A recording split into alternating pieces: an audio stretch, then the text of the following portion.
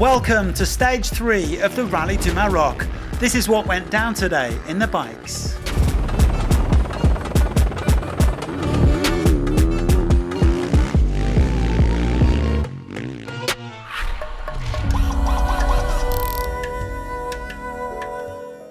Today's outing taking us through the magnificent Merzouga dunes.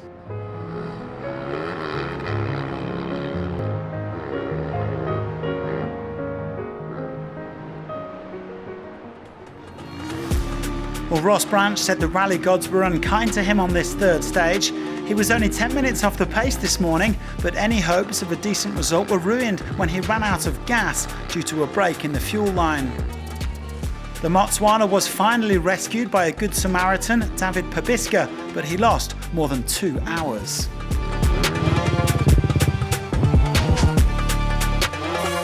Disappointing, but we're here, we're in one piece, and at least it happens now and not Dakar. So let's just keep positive and look forward to tomorrow.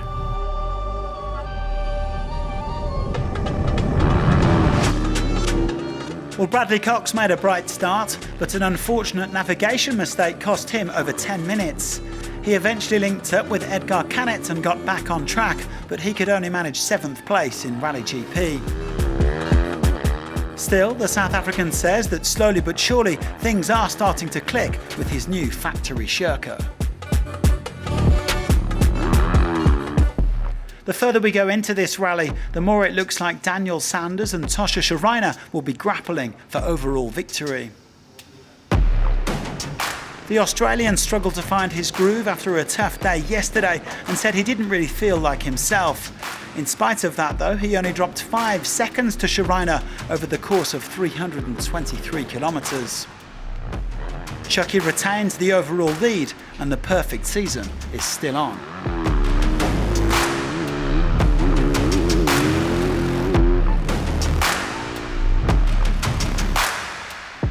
Schreiner set off first after his stage win yesterday, and he was targeting the 2 minutes and 6 seconds of opening bonuses, designed to offset the time that you lose when you're navigating up at the front. The Spaniard did a fantastic job on the longest stage of the week, and at kilometre 203 he was actually level with Sanders overall.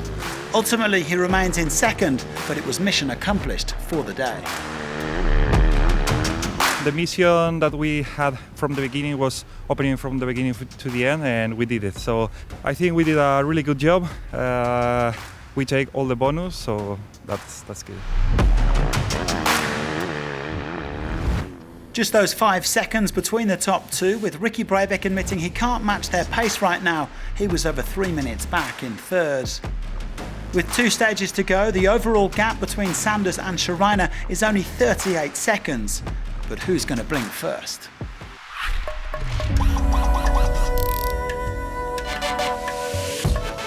In Rally 2, it was another good day for Konrad Dabrowski, who was moved up to 3rd place overall. Even if he was a little tired after several demanding days, he finished 3rd in class today, having come 2nd yesterday. Well, the Pole spent a busy couple of months training before this rally, and he says that it's great to see his efforts paying off.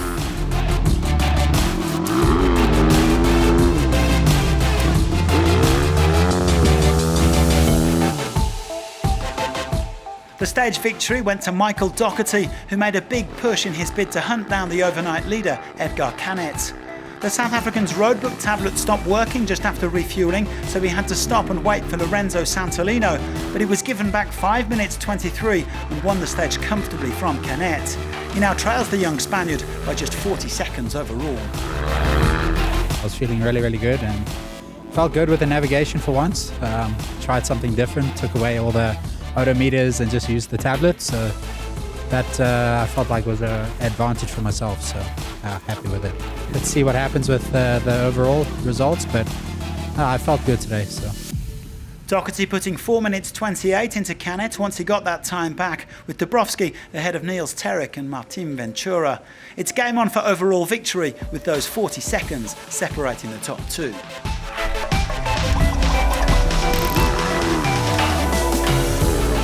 Thomas Oldos has been put through the ringer this week.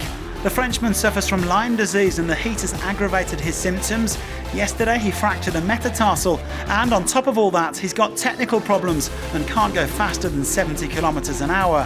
Hardly surprising that he lost over 45 minutes today, but he is still in the lead in Rally 3.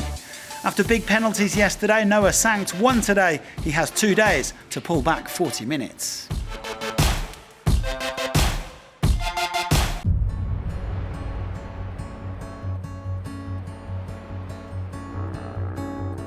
The sun goes down, but in Rally Raid, the day is far from over.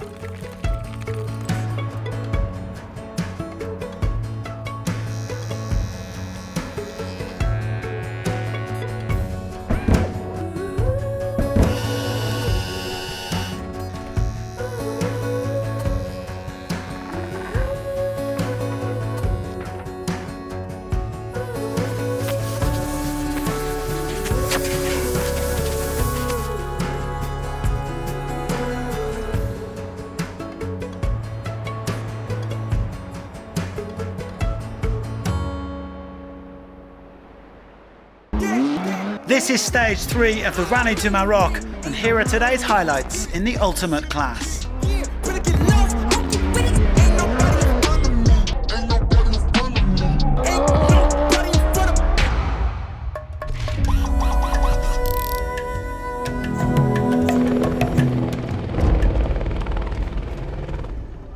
Well, the pressure is on as we approach the business end of this Rally du Maroc. A big day ahead for title contenders and stage hopefuls alike.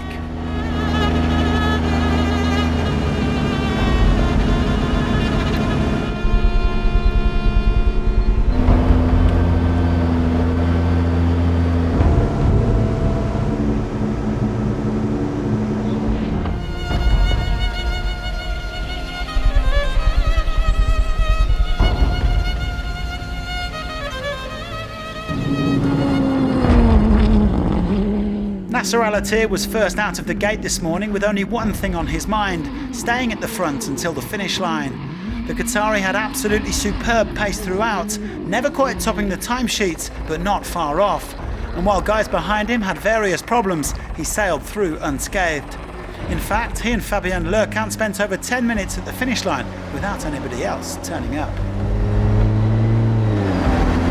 I have a good day. No problem. Fabian, he did a good navigation, and we open and nobody catch us. And yeah, I hope we can make a really good stage.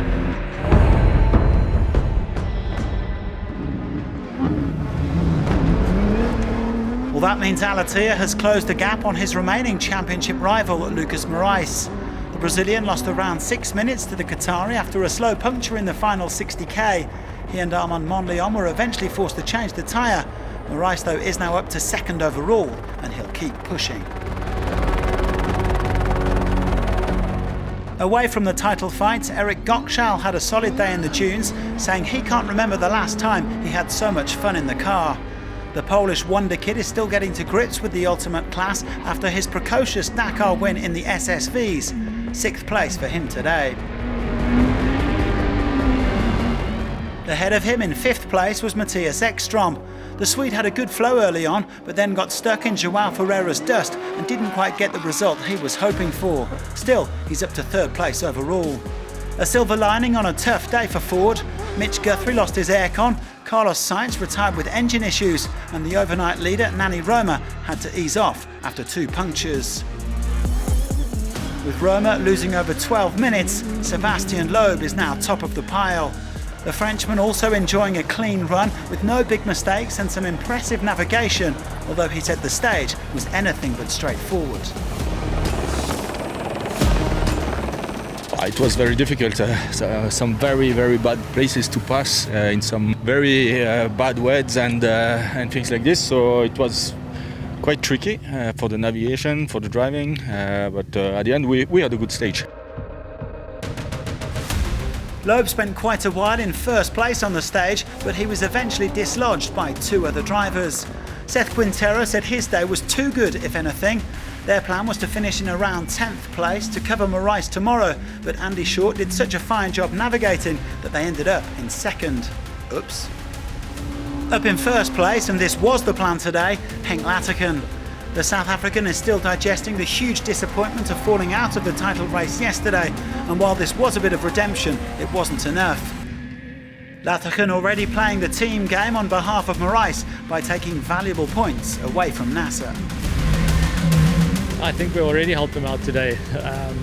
Though we, of course, Nasser and them were still flying, even opening the road, so they would have scored extra points today if myself and Seth weren't pushing. So that was the idea for today, to try and score as much points as possible and take some points off them if it's possible. And yeah, it seems to have worked.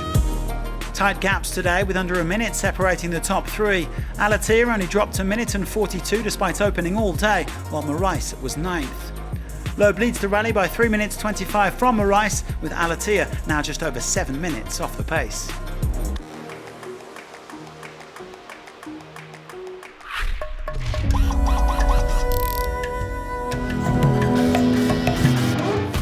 It was all change in the challengers today, with the overnight leader Yasser Sayadan dropping out of contention after breaking his steering rack. Nicolas Cavigliasso made the most of it, climbing up to 2nd after a solid day. The Argentine now just has to keep a close eye on his final remaining World Championship rival, Pau Navarro, who's 29 points adrift in the standings. With Navarro taking the overall lead, his teammate Dania Akil romped to the stage victory. The Saudi had been targeting the win in Morocco, so she was really disappointed to lose over an hour yesterday, but this was the perfect way to bounce back. Akil winning by over 2 minutes from Paul Spearings. I woke up today and got to the stage, and me and my co-driver Kadu, we were like, look, let's just start fresh, go for it and do our best. He did a great job. I was pretty focused, I would say, so I'm happy with the result. Abdulaziz Al-Kawari had been leading with 50k to go, but dropped from 1st to 3rd after a late puncture. Overall, Navarro leads Cavigliasso by a minute 13, with the Stage 2 winner, Puk Klassen, up to 3rd.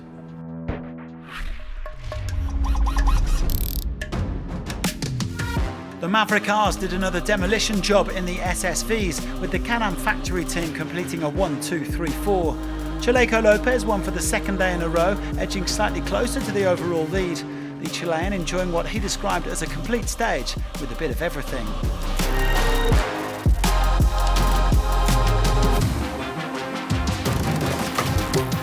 Hedemias Ferrioli agreed with his teammate, saying that with the dunes, the stony riverbeds and the fast sections, the terrain was awesome. The Argentine came 2nd and he remains on top overall. He's looking forward to the inter-team battle over the last 2 days. It is what we wanted, to have a strong team with 4 good cars and 4 good drivers, so hopefully we are doing good. And it's good to fight with the team, you know, I prefer that over fighting the other guys. Lopez, Gonzalez, Cheney, Miller, the Can-Am factory team running riot on this 3rd stage, with Helder Rodriguez in 5th. Ferrioli still leads the rally, but Miller and Chaleco are both within 12 minutes.